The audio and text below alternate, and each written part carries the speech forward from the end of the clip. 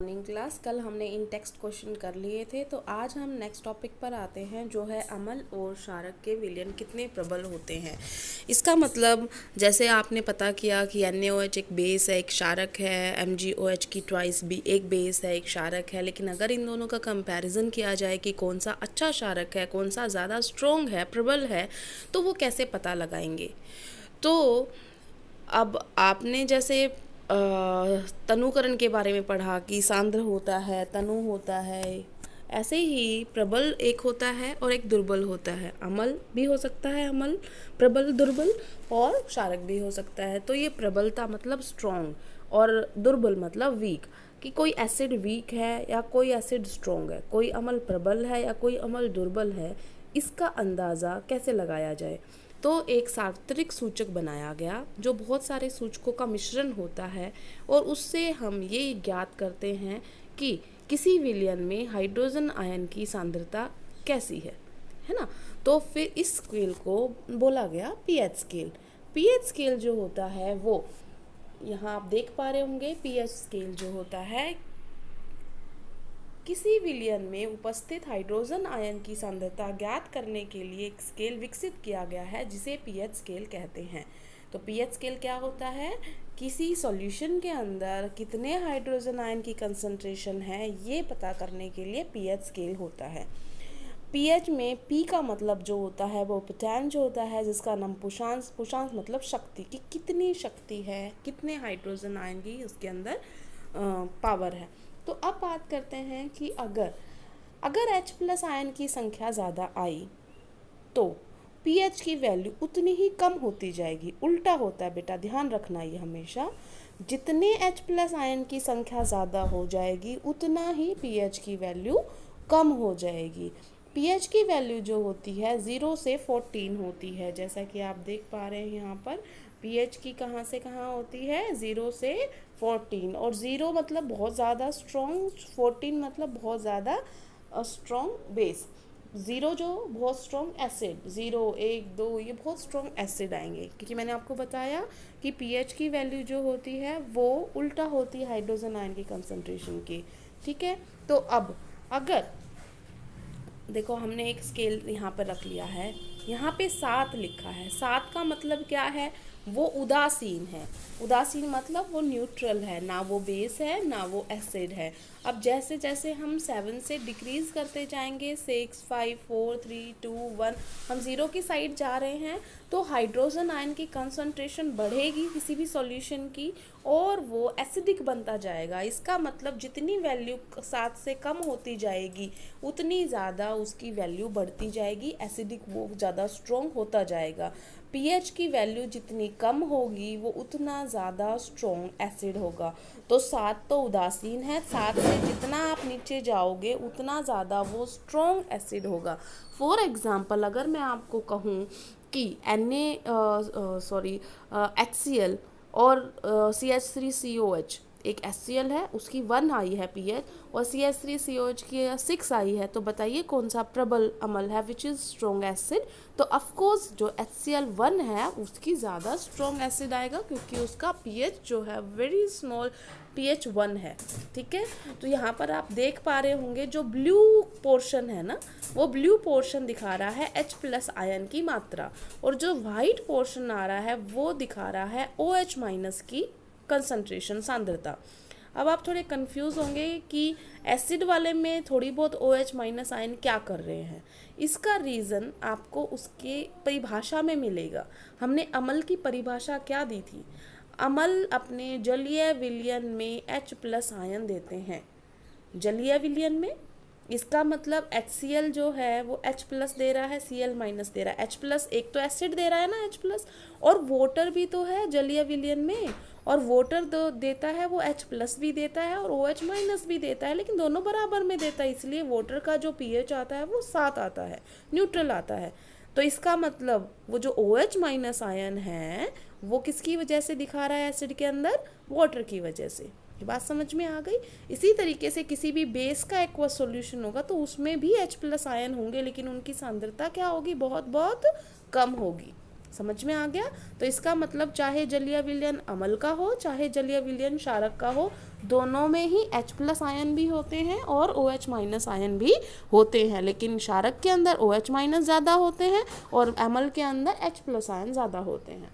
ठीक है, अब बात करते हैं, अगर आपसे कोई कहे कि पीएच जो होता है किसी बेस का, लेट इट बी ए, दूसरा बी, हमने एक बेस का क्षारक का मान लिया 9 है और एक का हमने मान लिया 14 है, तो बताओ कौन सा प्रबल क्षारक होगा? बता सकते हैं अब आप, क्योंकि 7 से दोनों ही ज़्यादा हैं तो क्षारक हैं, और 9 और 14, 9 और 14 में ज़्यादा संख्या किसकी है? 14 की, तो 14 जो है वो ज़्यादा प्रबल क्षारक होगा, विच इज़ स्ट्रॉन्ग एसिड, जो जिसकी वैल्यू 14 है वो प्रबल क्षारक होगा, वो स्ट्रॉन्ग बेस होगा। ठीक है ना। अब यहाँ पर जो है एक पीएच पत्र होता है बेटा हमारे पास, वो पीएच पत्र जो होता है वो अपना रंग बदल के बताता है कि जैसे हमने ये एक्सपेरिमेंट हम जब हमारे स्कूल ओपन हो जाएंगे तब हम करके देखेंगे कि ये सब का कैसा रंग आएगा। पीएच का रंग जो होता है, जैसा आपको ये टेबल का रंग दिखाई दे रहा है ना, भगवा रंग, ऐसा ही होता है। और जो पीएच का रंग है वो बदल जाता है अगर जलीय विलयन आपको अम्ल या क्षारक का कोई भी दिया जाता है तो वो अपना रंग बदलता है और उसकी रंग की कैटेगरी में नाम लिखे होते हैं। जैसे आप देख पा रहे हो यहाँ पे वो अपना रंग यहाँ से बदल के ऐसा रंग होता है उसका, जैसा अभी दिखाई दे रहा है यहाँ पर भगवा रंग, और फिर वो जैसे ही आप कोई सॉल्यूशन डालोगे तो वो ऐसा रंग में बदल जाएगा। दिखा भी रखा है, जैसे सोडियम हाइड्रोक्साइड है, सोडियम हाइड्रोक्साइड ये कलर दे देगा तो इसका मतलब उसका कितना आया? 14, तो इसका मतलब वो बहुत ज़्यादा स्ट्रॉन्ग बेस है। अब बात कर रहे हैं milk of magnesia, milk of magnesia जो है वो ऐसा कलर देता है, इसका मतलब कितना पीएच आ गया उसका?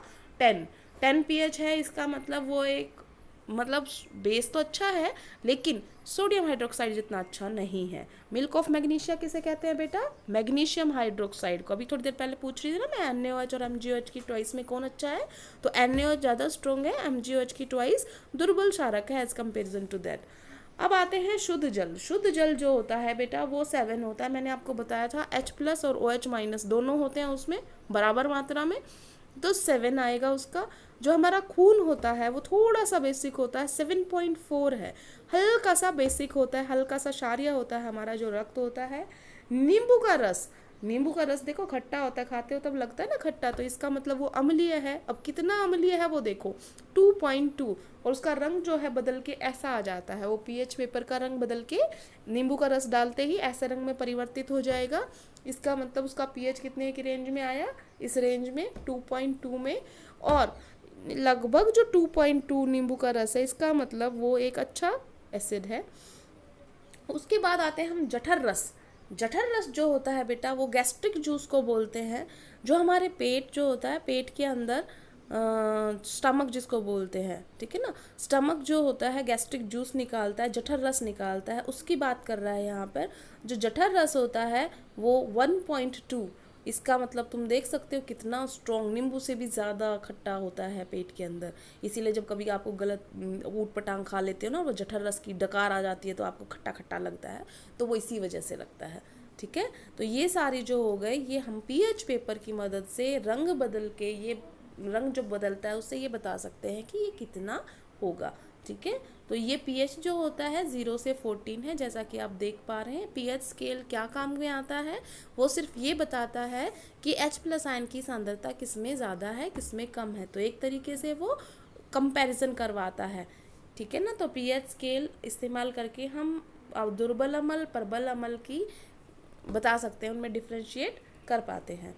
ठीक है, तो अगर कोई अम्ल ज़्यादा H प्लस आयन देता है तो वो स्ट्रॉन्ग होगा, अगर वो कम H प्लस आयन देता है तो वो दुर्बल होगा। जैसा कि आप परिभाषा देख पा रहे हैं यहाँ पर, अधिक संख्या में H प्लस आयन उत्पन्न करने वाले अम्ल प्रबल अम्ल कहलाते हैं, स्ट्रॉन्ग एसिड कहलाते हैं, जबकि कम H प्लस आयन उत्पन्न करने वाले दुर्बल अम्ल कहलाते हैं, वीक एसिड कहलाते हैं। ठीक है, तो आज हमने पीएच के बारे में पढ़ा है। उसके बाद दैनिक जीवन में पीएच का महत्व। दैनिक जीवन मतलब हमारी डेली लाइफ एक्टिविटीज़ में क्या कोई इसका महत्व है? सबसे पहले हम आते हैं, पौधे और पशु पक्षी क्या पीएच के प्रति संवेदनशील होते हैं, सेंसिटिव होते हैं? तो हाँ, सेंसिटिव होते हैं। ठीक है, तो अभी हम बात कर रहे हैं, जो हमारा शरीर है, हमारा जो बॉडी है वो है 7 से 7.8 पीएच के अराउंड काम करता है, पूरी बॉडी लगभग। तो अब अगर उससे बहुत ज़्यादा कम होने लग जाए पीएच, फॉर एग्ज़ाम्पल अभी हमारी जो बारिश होती है, हम अम्लीय वर्षा की बात कर रहे हैं, तो उससे समझने के लिए पहले हमें बारिश को समझना पड़ेगा। हमारा जो बारिश का पानी आता है उसका पीएच नॉर्मली 5.6 से ऊपर ही रहता है। 5.6 आप समझ रहे हो ना, हल्का सा एसिडिक है। 7 से थोड़ा सा ही कम हुआ है तो हल्का सा एसिडिक है। तो ऐसा पानी क्यों होता है एसिडिक? क्योंकि आप समझते हो हमारे जो जलवायु है उसके अंदर थोड़ी बहुत मात्रा में CO2 होती है। कहीं कहीं पर प्रदूषण की वजह से NO2 SO2 भी होते हैं, लेकिन जहाँ पे कम ही प्रदूषण है वहाँ पर सिर्फ CO2 की वजह से, CO2 पानी के साथ मिक्स होगा, बारिश का पानी आएगा ना H2O, उसके साथ मिक्स होगा तो क्या बनाएगा? H2CO3। H2CO3 एक वीक एसिड होता है, इसी वजह से उसका पीएच जो है 7 से घट के कितने पे आ गया है? 5.6 से। लेकिन जहाँ पे ज़्यादा प्रदूषण होता है वहाँ पर नाइट्रोजन ऑक्साइड, सल्फर डाइऑक्साइड जैसी गैसेस भी बननी शुरू हो जाती हैं, और जब वो पानी के साथ मिलती हैं तो नाइट्रिक एसिड, सल्फ्यूरिक एसिड, मैंने बोला था कि sulphuric acid king of acids है, ऐसे केमिकल बनना शुरू हो चुके हैं, ऐसे एसिड जो बहुत स्ट्रॉन्ग है वो बनना शुरू हो जाते हैं, जिसकी वजह से जो पीएच है वो 5.6 से घट के नीचे जा जाता है। तो जब वर्षा का जल 5.6 से भी पीएच से नीचे आ जाए तो वो वर्षा अम्लीय वर्षा कहलाती है। That rain in which pH of that rainwater goes below 5.6, then that rain is called acid rain, ठीक है ना, acid rain, अम्लीय वर्षा।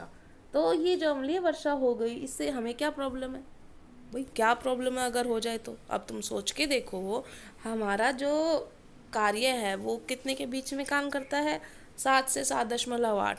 थोड़ा बहुत तो एडजस्ट कर ले, लेकिन 5.6 तो मतलब बहुत ज़्यादा एसिडिक नीचे जा रहा है जब, और तो धरती भी बंजर हो जाएगी, जीव जंतुओं को जीना मुश्किल हो जाएगा, जो जलीय जीव हैं उनके लिए तो बहुत ज़्यादा मुश्किल आने वाली है।